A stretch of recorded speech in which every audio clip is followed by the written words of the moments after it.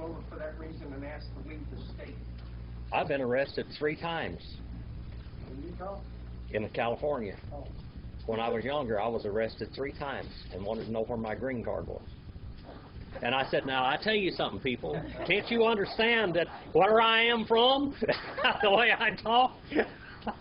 I said, you shouldn't have to ask for a green card. You want me to leave my hat on or take it off? Cowboy Day. It's Cowboy Day? All right. That's what I figured.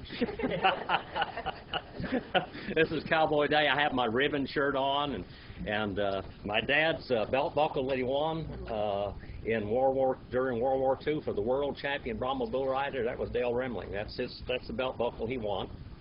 And he had a gold bull in it at that time, and the bull got, I was with him, my horse got the bucking with him and knocked the bull out there at Goodmanville, out there where they had a rodeo arena, and he lost it out of there, and so he gave this to his nephew, Billy Buford. That's Phyllis Owens, Buck Owens' his wife's brother, okay? And I traded him another belt buckle for it, and then I put a silver dollar in it, and there's a lot of stories about the silver dollars that have been in this thing, because there have been several silver dollars in it. Anyway, but it's the right size for a silver dollar. If you go back to the Oklahoma Cowboy Hall of Fame, you will see that the belt buckles that they did back then these were the award belt buckles with gold bulls in them. And of course, it doesn't have the gold bull. It's out there still, someplace probably in Goodmanville out there, where the old rodeo arena was. Matthew the 24th chapter. Matthew chapter 24. Yes, Brother Bill. Yeah. Jim studying Hebrews. Yeah. Now, Paul didn't write this. They're thinking that Apollos. Probably Apollos wrote it, yeah. Okay. I'm having trouble. I read him several times. And who is Apollos? Apollos was a disciple in Acts, the book of Acts. You'll see Apollos. He was a great speaker. He was a Greek. He was what you call a Hellenistic Jew. He studied the Greek Bible, the Greek Septuagint. He did not familiar with Hebrew at all. He probably knew a few Hebrew words, but he didn't know very many, because if he wrote the book of Hebrews, he only used Greek. He didn't use the Hebrew Bible at all, period. All right? Let's go to Matthew, the 24th chapter. Last week I put this off, and I was all fired up to teach it last week, and Brother Ken here, and it was going to be from behind the curtain. That was the title of the message, and of course we got the message from behind the Mormon curtain instead, which was tremendous. I was so delighted that he got up here. I've been introducing a little bit of that stuff, just throwing it out, but boy, you got a full dose of it last week, and it was good. If you want to go there to the website and look at it, it is from behind the Mormon curtain. He gave a tremendous message on the history of Mormonism and what it's doing and what their plan for America is today. All right. So anyway, if you want to go look at that. And now a look from behind the curtain. This is the different curtain. Okay? Now let's go in Matthew the 24th chapter. This is scary. I read this a little bit the other day, and Bill said I couldn't just quit and go on from there. I had to read it again. So see, I'm being obedient, Bill. Now I want you to be obedient to Joanne. Now Joanne, do you hear this? Be real obedient, see? All right? I'm not going to shortcut you. All right. Matthew, the 24th chapter. Matthew 24th chapter is talking about the end times. Eschatology. Bad stuff. Scary stuff. We're in it. We're there. We're right at the door. Right at the window. Looking in right now. Okay? Now, we know that the rapture of the church and all the saved is going to take place just before the tribulation period. Are you paying attention here now? Just before the tribulation period. The end of the church age. We live in church age today. We're at the very end of the church age. I don't know how close to the end, but we are, with the political situation, with the world situation, people, we're there. I mean, it can go on a little while longer, but if it does, it's going to surprise me. I said this 40 years ago. If you go listen to me preach 40 years ago when I was teaching the book of Revelation, you can. If you go back and to discover the word for drjim.com and go over there to audio messages, go back there where it says old sermons. I did 20-something classes on the book of Revelation. You can go listen to them. But I'm going to tell you something. Things have been fulfilled since then. I was talking about things that could happen, that have happened now. is like fulfilled prophecy. Matthew 24:15, and therefore when you see the abomination of the desolation which was spoken through Daniel the prophet standing in the holy place, let the reader understand. Okay? Now, who's going to be here at that time? When does this happen? That's 3.5 years after the rapture. Okay? 3.5 years after the rapture is when this is going to take place. This is right in the middle of the tribulation period, people. And the world has been swayed off its feet by this leader. Last week we looked at the comparison between the Muslim religion and the Mormon church. They're just alike. You don't defunct from either one of them. Did you know that? You die. I mean, there are a few in common. There are a few Mormon converts today, but not very many. There aren't very many because they're so messed up on God. Their idea of God and the spirit world is so different than the Bible. It's just unbelievable, the difference. All right? But right here in the middle, both of them want to conquer the world. Did you know that? The idea of Mormonism and the idea of the Muslim world is to take the whole world. To take the world. That's it. And they're going to do it, both of them are going to do it by way of politics. All right? Politics. Here we have the rapture. We're at the door now. Someplace at the door. This is talking about 3.5 years after the rapture now. Let those who are in Judea flee to the mountains. All right? Judea, flee to the mountains.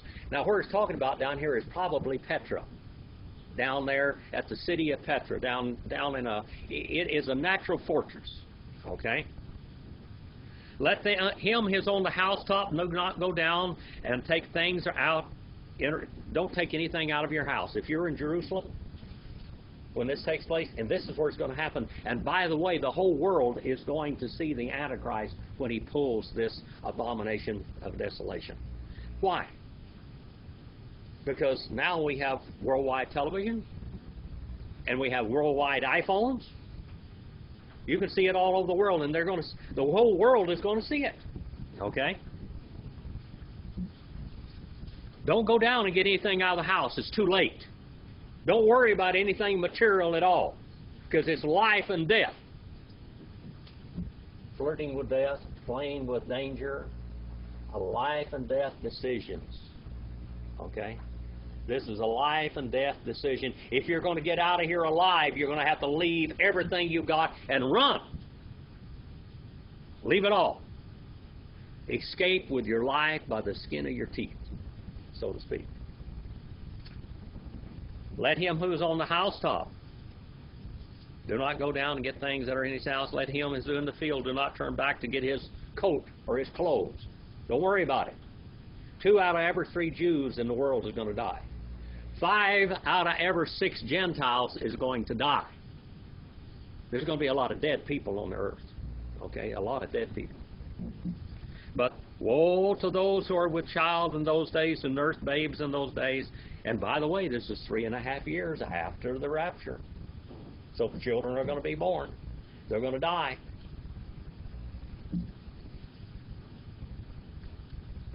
Pray that your flight it may not be in winter in the Sabbath, and then there will be great tribulation such. Now, we have the great tribulation and then the super great tribulation.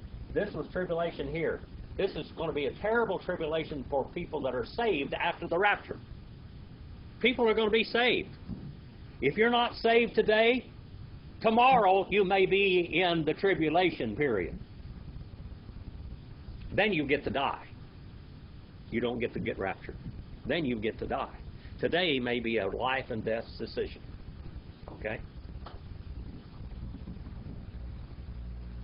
Right in the middle of the tribulation. This is the tribulation period, and this is tribulation the great, in the last part of it. This is when a lot of stuff is going to take place. Terrible things are going to take place. Tribulation such as hath not occurred since the beginning of the world until now, nor even shall be. If you study church history, you'll find out in one place in Europe, for 250 miles, there was a Baptist head Kafale, Roche. A Baptist head on a stake on a road every few feet for 250 miles. Carnage. A Baptist head on a stake every few feet for 250 miles. That's what's going to happen to you if you become a Christian, they said, outside of the Catholic Church. And unless those days shall be cut short, no life will have been saved for the sake of the elect. Those days will be cut short. Who is the elect? Who is the elect? Israel, the Jew. Then if anyone says to you, behold, here is Christ, or there he is, do not believe him. Don't worry about it. The Antichrist says that he's Christ. There are many people that said he's Christ. Joseph Smith said he was a descendant of Christ in the 1800s. We have people that said, moon, all of these people say they're Messiah. How many Messiahs have come and gone since Jesus was on this earth? For false Christs and prophets shall arise and will show great signs and wonders as to mislead even the elect. These people are going to do miraculous power. They're going to have miraculous powers. Miraculous power. Let me just throw a little something out at you. The world is looking for a religion with feeling. A God they can see and a religion they can feel. Okay? That's what the world wants. Did you know that in every false religion they have a charismatic movement? And they do miracles in every one of them? Did you know that? They speak in languages. In the Muslim world, in the Mormon world, in the Buddhist world, all of these different religions, they have this, and the Catholics, all of them. Behold, I have told you in advance. Therefore, when they say to you, behold, here he is in the wilderness, do not go forth. Behold, he's in the inner rooms. Do not believe him, or believe them. For just as the lightning comes from the east and flashes even to the west, so shall the coming of the Son of Man be. The world is going to know when Jesus comes this time. When the world, here at the rapture, this is what we call the parousia, coming of Christ, when he came for his saved in the church. There's that. People are going to realize that. Do you think it says, so as in the days of Noah, so shall be the coming of the Son of Man? Think about that for a while. As in the days of Noah. What happened in the days of Noah? First of all, for 300 years, Enoch preached and told them that the flood was coming. For 300 years. Enoch got raptured. He was taken away. And then Noah preached for how long? How long did Noah preach and tell him that how much? No. How long did Noah preach? 120 years.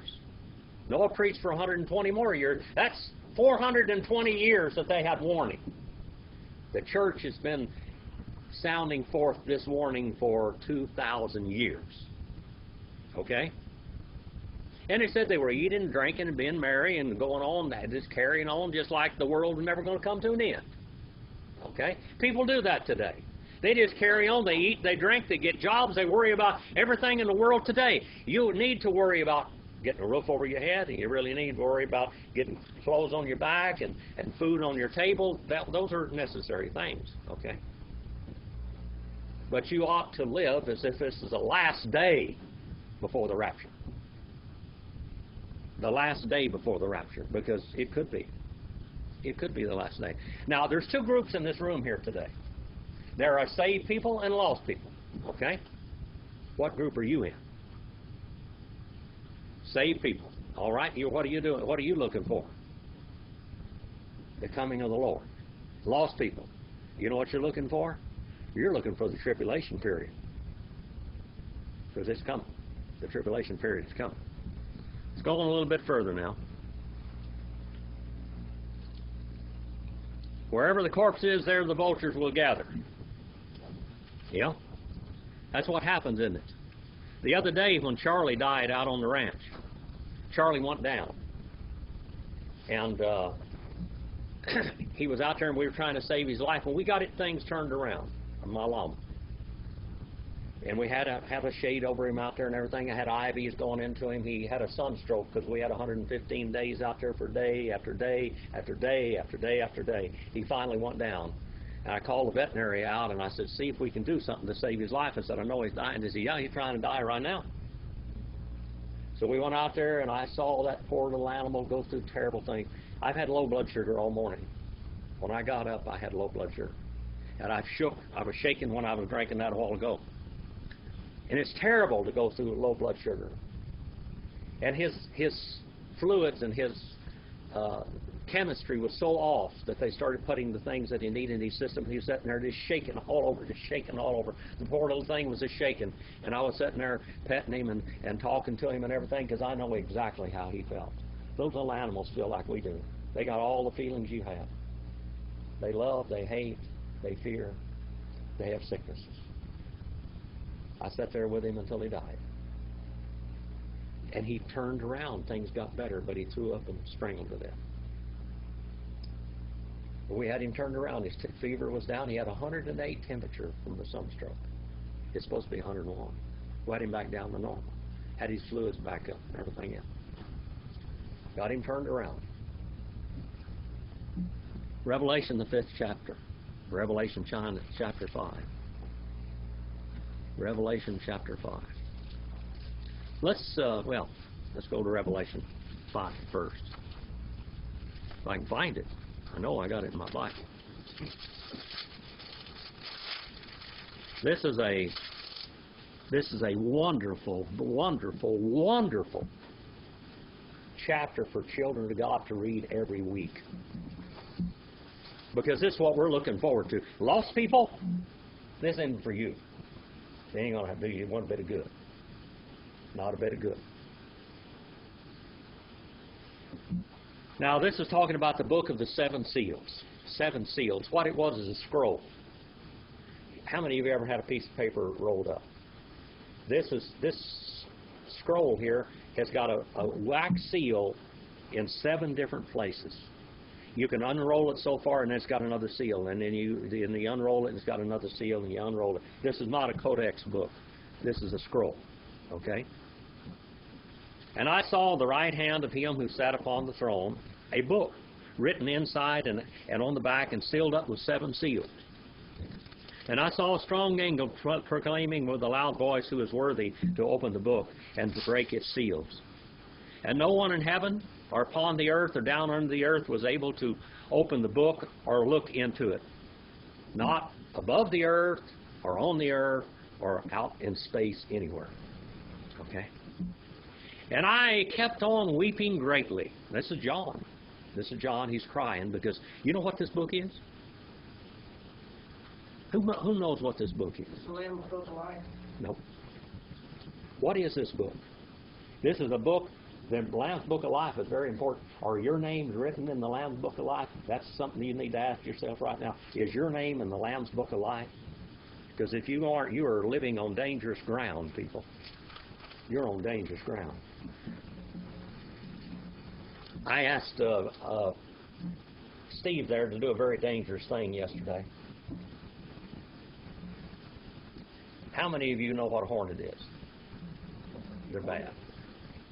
I was stung this last in 1 week. I was stung 3 times by two hornets and 1 wasp.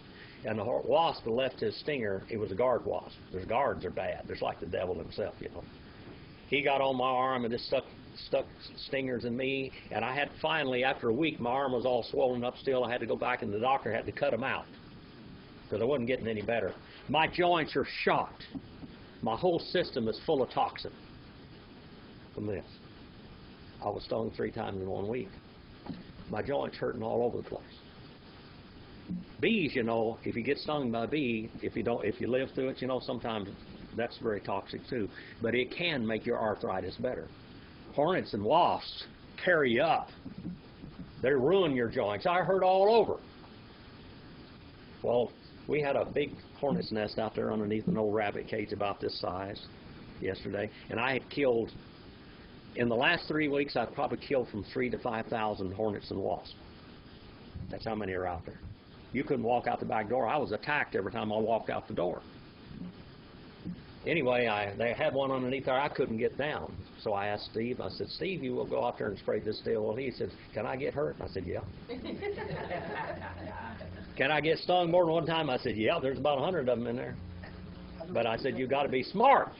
You got to be smart about this. Go out there, first of all, and get your goggles on, put a mask on your face, long sleeve shirt on, gloves on, and take this spray. And I said, spray it and don't stop. You just keep spraying. I don't care what's going on, just keep spraying. Well, he did, and he didn't get stung. But he flirted with death and danger, didn't he?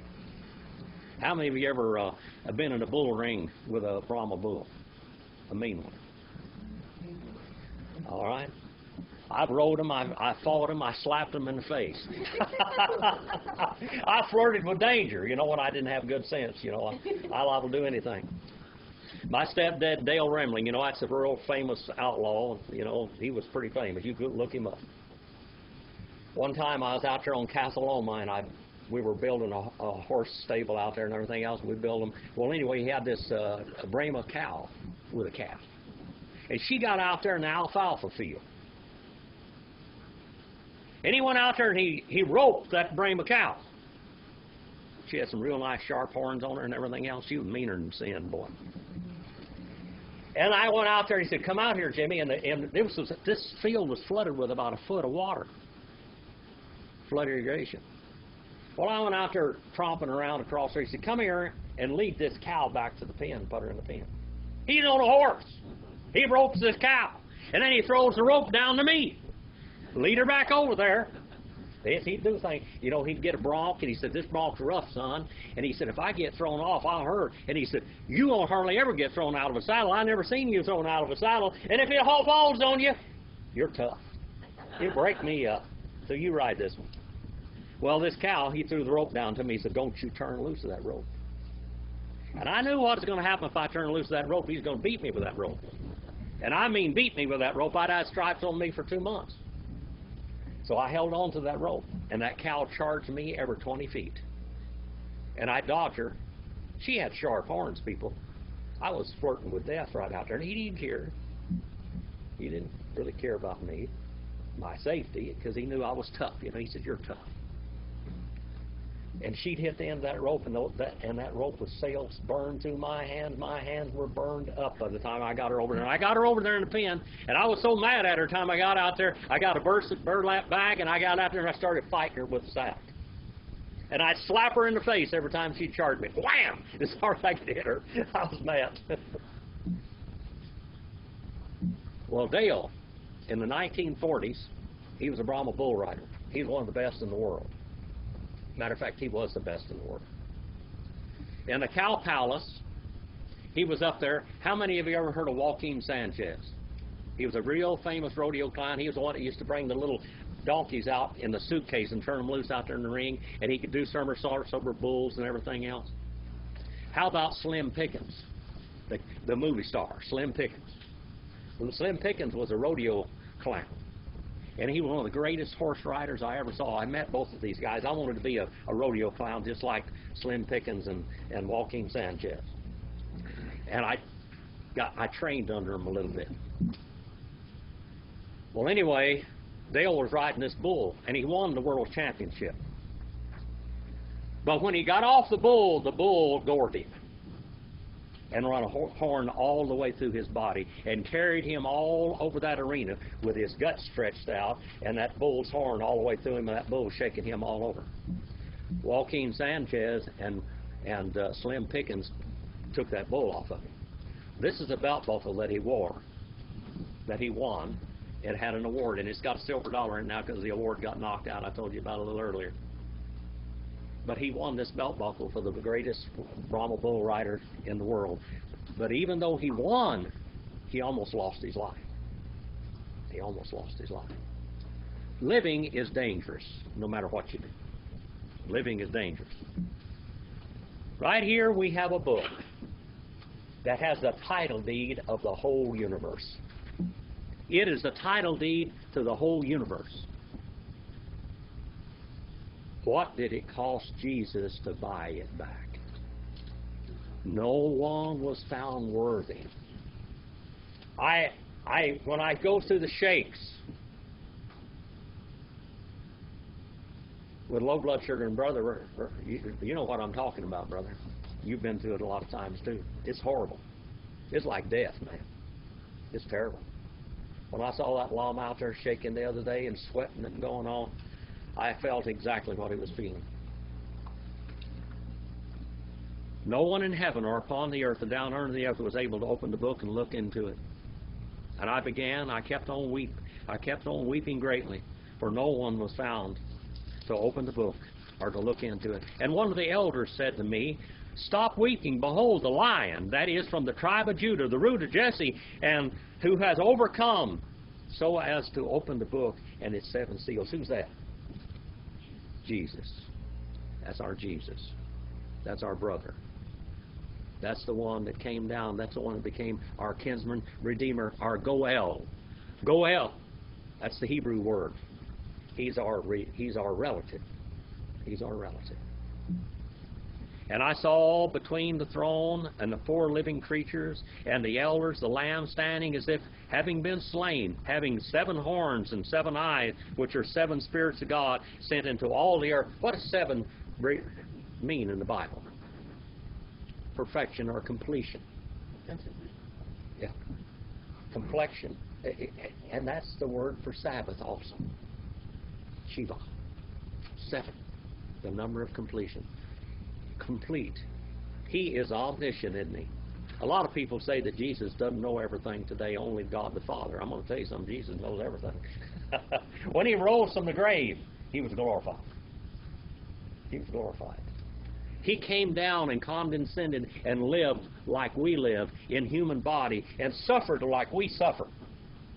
And he was cold, and he was hungry, and he was betrayed, and he was beaten, and he tasted death.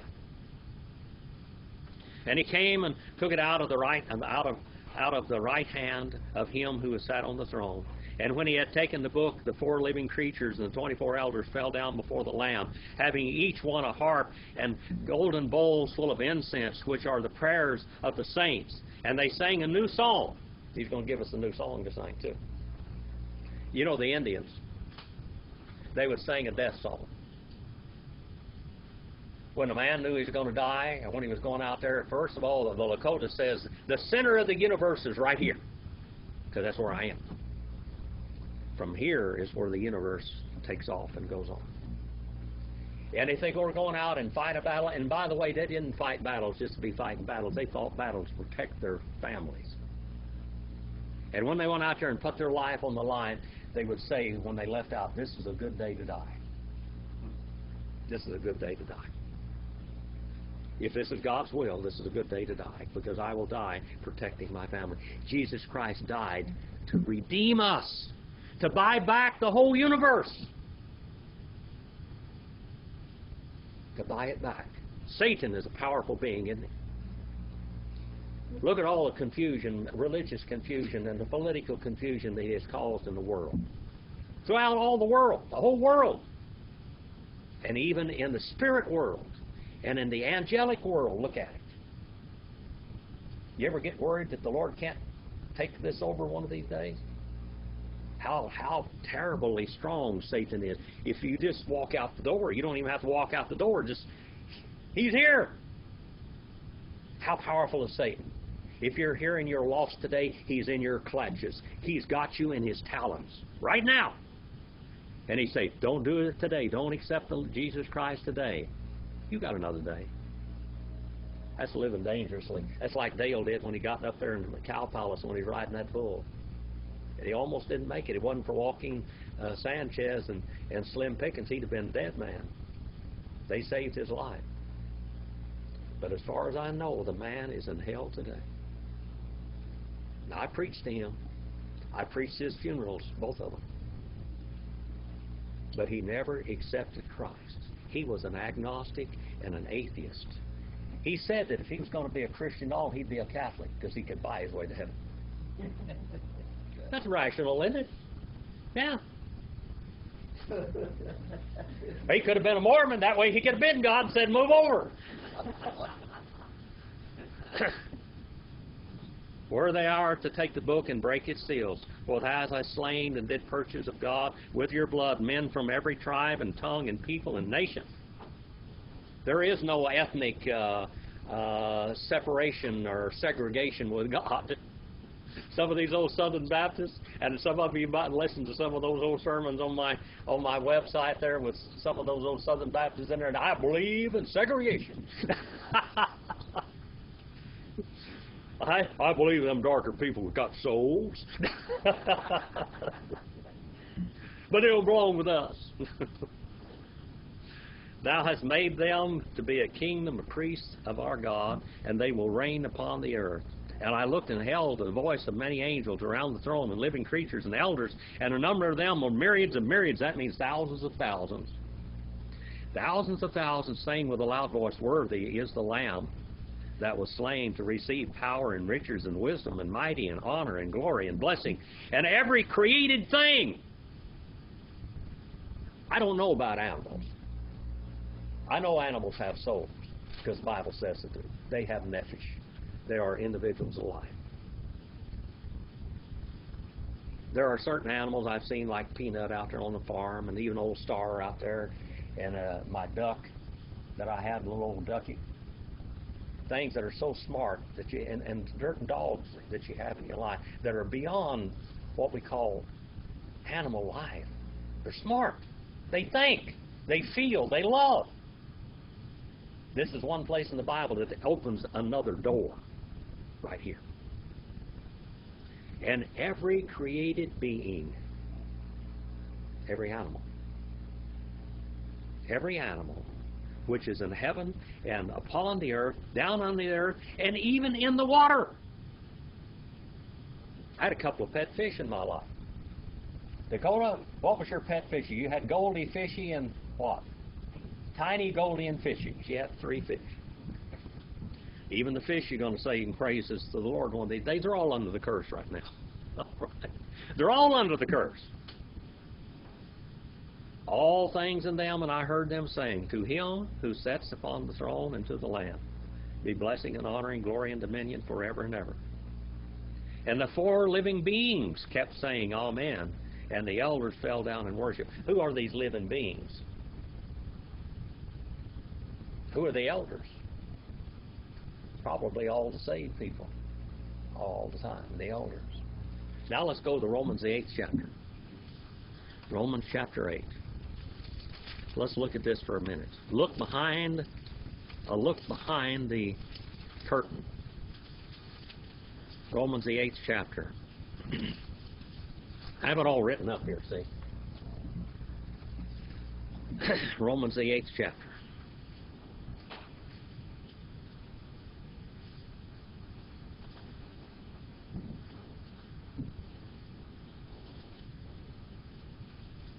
I'll go all the way back to verse 12. That's where this subject actually begins. So then, brethren, we are under obligation, not to the flesh, to live according to the flesh. How many of you have flesh here in this room? Anybody don't have a body? We do have passions. We have, God makes people like each other, girls and boys, That happened to you, didn't it, Anna? How about Fernando? That happened to you? Donnie? Chris, did that happen to you? Yeah. How about Rex? Linda? Did that happen to you ever? Did you kind of like somebody sometime or not? Emma? Dr. John? Dakota? Brother Bill? He fell for an old girl about, how many years ago? 40-something years ago. 42 years ago. Yeah. No, You're still in trouble. You better watch what you say, Bill. At any moment. Yeah, that's right. That's normal. God puts that in your life. He puts that in your life. Brother David found him a pretty one, didn't you, Brother David? We think about this a lot. Well,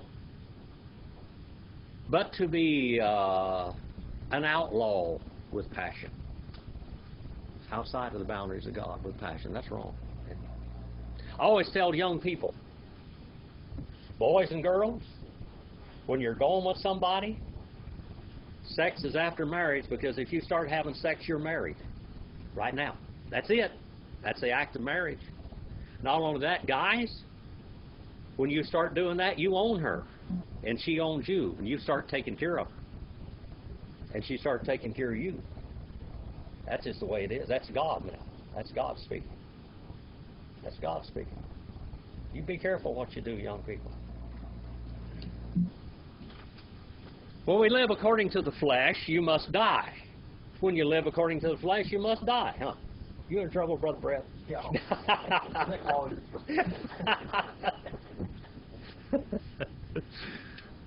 You must die. But if by the Spirit you're putting to death the deeds in the body, you will live.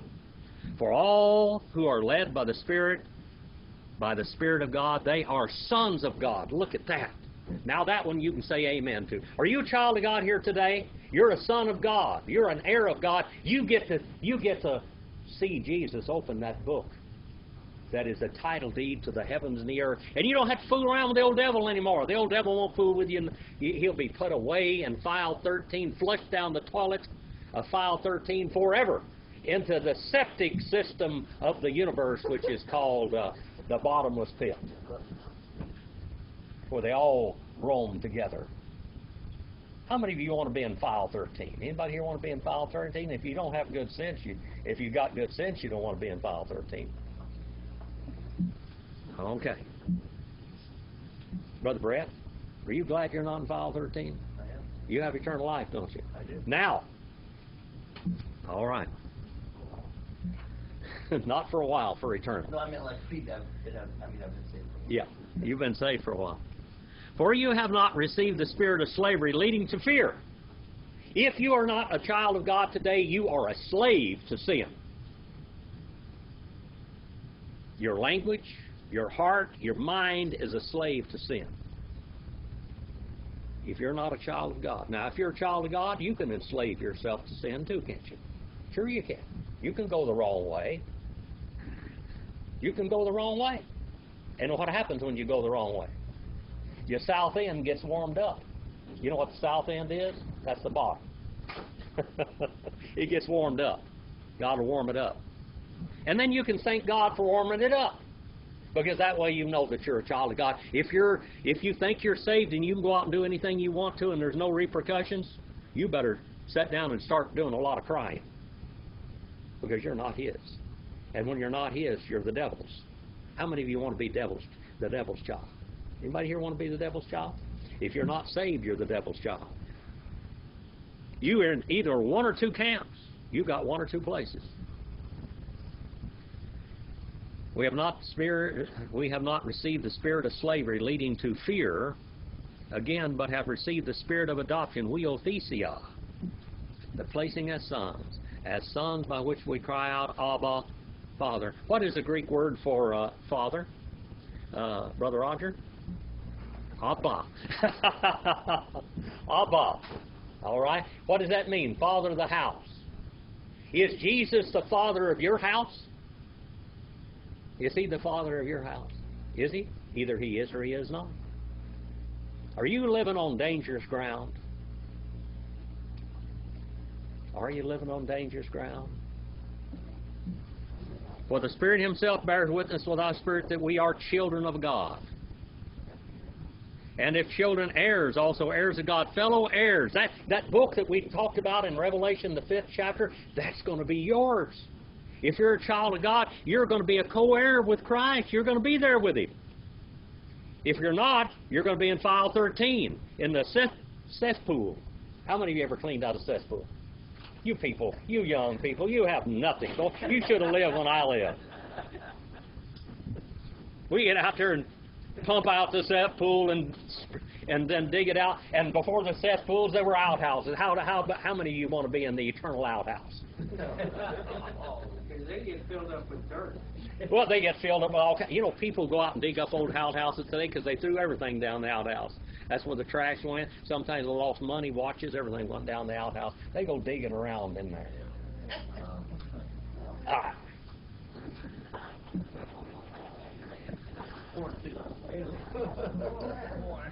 If children heirs, also heirs of God, fellow heirs with Christ, even indeed if we suffer with him, in order that we may also be glorified with him. Verse number 18. I consider that the sufferings of this present time are not worthy to be compared with the glory that is revealed to us. That's from behind the curtain. Revealed, it means apocalypse, isn't it? The book of Revelation is the apocalypse. It shows us what's going to happen. I want to tell you something. There was an old black man down, he was a caretaker at a auditorium for school, and the auditorium was right next to a seminary. You know what a seminary is? That's where young preachers learn how to preach.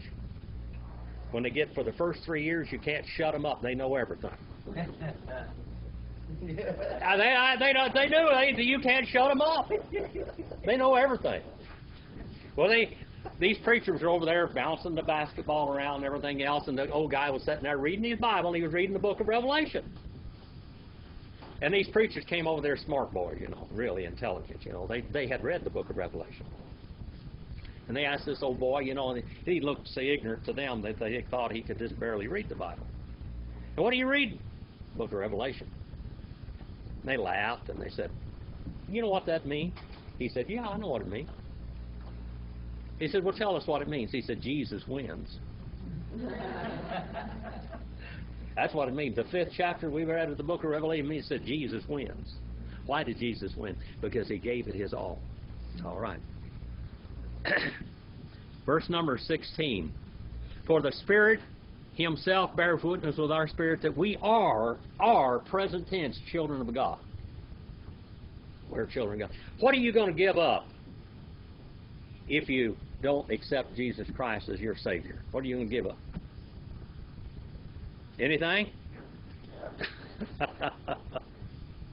Yeah.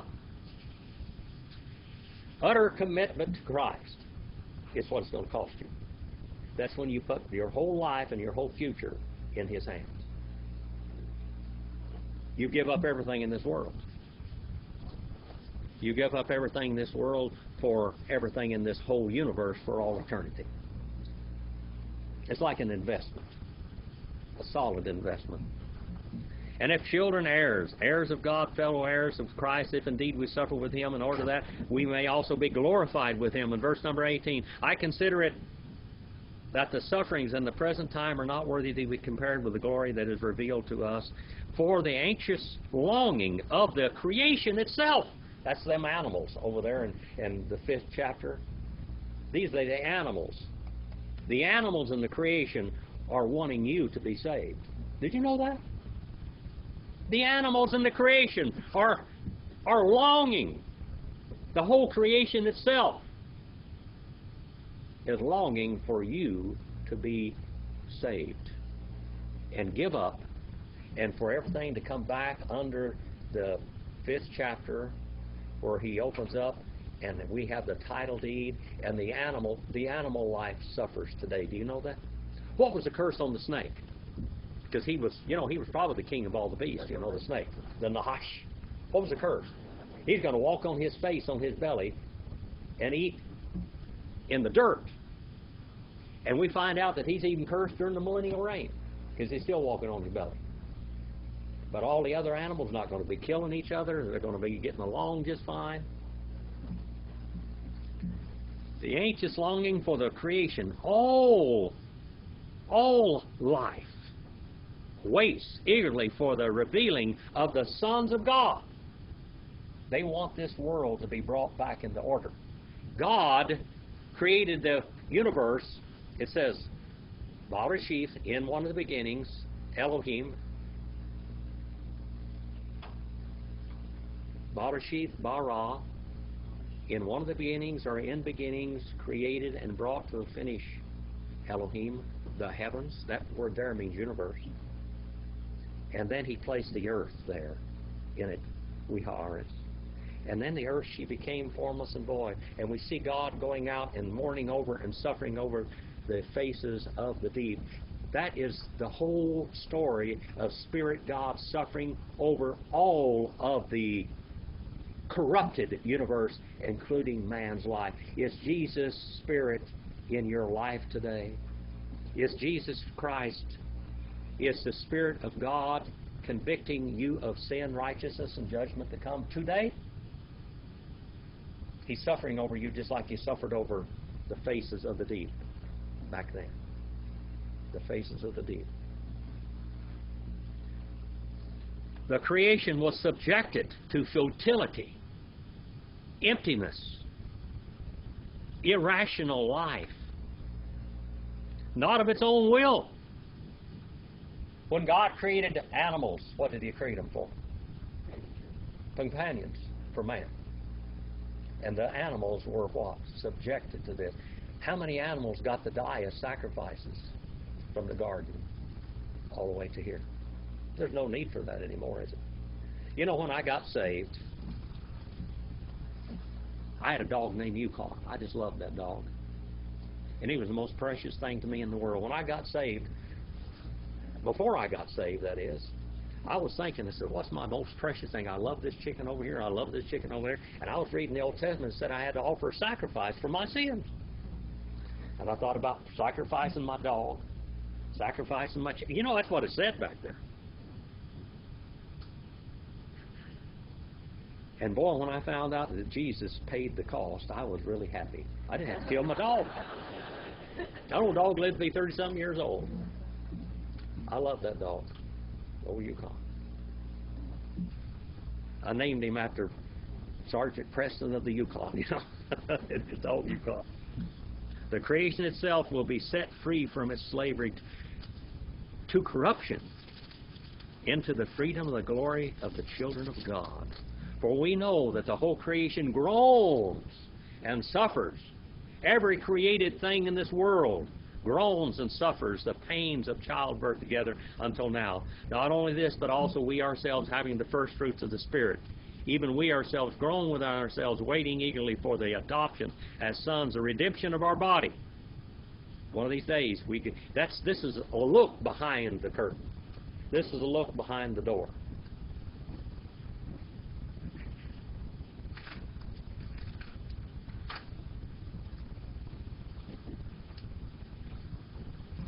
Did you like that look? Did you like what's behind there? But we are in the present tense, aren't they? We're in the present tense. For in hope we have been saved, but hope that is seen is not hope. And why does one also hope for what he sees? But if we hope for what we do not see, with perseverance we eagerly wait for it. Well, you got to look behind the curtain today. You got to see what's over there. As a child of God, that means a lot to you. As a lost man, what's waiting for you? The outhouse. The cesspool of humanity. And it could happen anytime. If you're lost, you're living on dangerous ground. You're walking in the bull with 1,000. We're walking in the ring with 1,000 bramble bulls with sharp horns, who've been pencil sharpened. And you're dodging. How many ways can you dodge death? When you walk out the door. How many times do a space crash fall on the earth? I was up there in Nevada one time when space junk come flying down through. Space junk ever killed somebody? Probably. Falling stars ever killed anybody? Little meteors coming down? You ever try? Has anybody ever fallen down? Have you ever fallen out of bed and anybody ever fallen out of bed and got killed? Absolutely.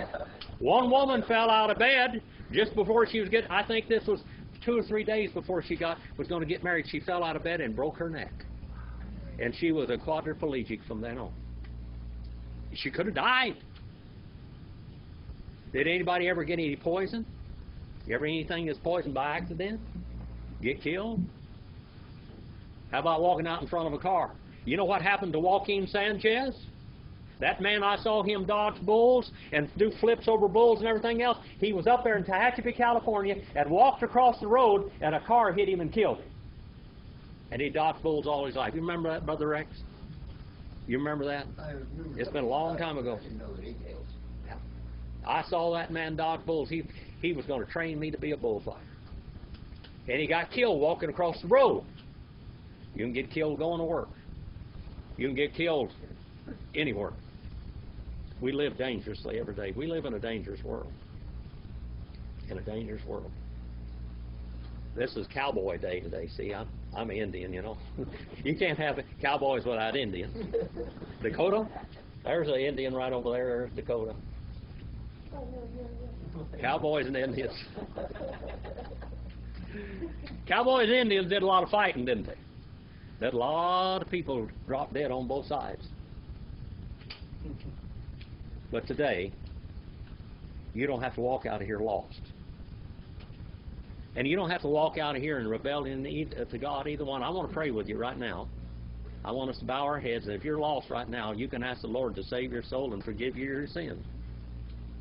And if you're a child of God and you're not walking according to His will, you can ask the Lord to forgive you and to get your mind straight. Get your mind straight. Our Heavenly Father, we come to you. Father, I pray if there's one lost here today that they will convict their sin, their lives of sin, righteousness, and judgment to come. And right at this moment, they will be born again. All we have to do is to say, Lord, forgive me of my sins and save me from hell by what Jesus did for me, because I believe in Him. I believe He is the Son of God. I believe He is God the Son, the eternal God. And I know by His merits I can be forgiven. And Father, each and every child of God here, please give them a brand new, fresh desire to serve you and to love you, because today they got to see behind the curtain what's going to happen. You're going to put the old devil in his place one of these days, and we'll be free from all of that temptation, free from all the sickness, free from his side, free from his influence. In Jesus' name we pray. Amen. Brother David, what do you got? Are you going to come up here? Brett, are you going to do anything today? Okay. Thank you for your attention. God bless you. Go out and do something eternal. Do something eternal right now. You'll make an eternal decision right now, one way or the other. These are eternal decisions.